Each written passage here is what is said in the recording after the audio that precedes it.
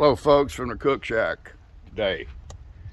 Uh, what we got going on today is we're cooking a couple trays of macaroni and cheese, and I'm gonna pull one out and I'll tell you what we have in this as far as the ingredients go. Let's take a look.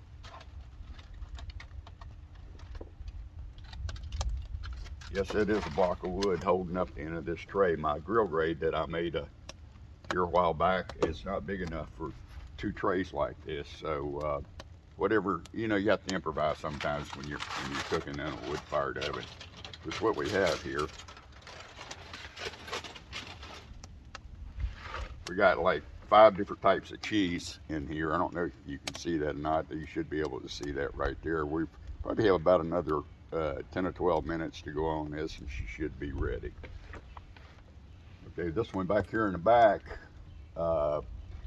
what we have going on there is similar to the same thing, but we cooked up some like a shrimp scampi type style this morning, a cook and garlic and so forth, a few herbs, and we cut that shrimp up in like 3 pieces, and then it's about 1 inch off of the bottom of the tray. We laced the shrimp with in the bottom of the tray with noodles and stuff like that, the elbow noodles, and then with bacon, and therefore on up paprika, a little bit of garlic, salt, and so forth, a little bit of thyme.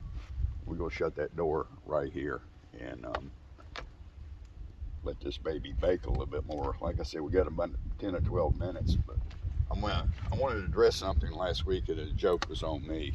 I went back and looked at the video.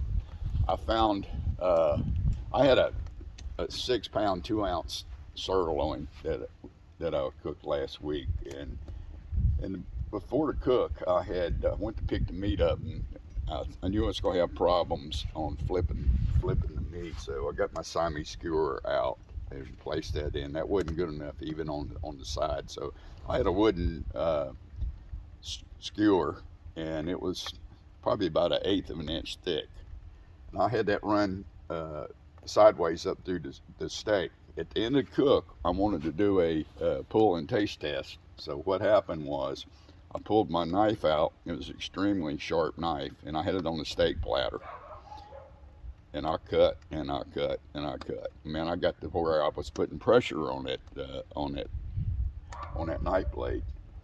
But come to find out, I looked over and just happened to see the edge of that wooden dowel, and I saw him through a piece of a wooden dowel skewer. So the joke was on me. So that's what that was. That's the problem. Then we went ahead and did another cut and a pull test, and the meat was extremely tender. Really enjoyed eating that this week.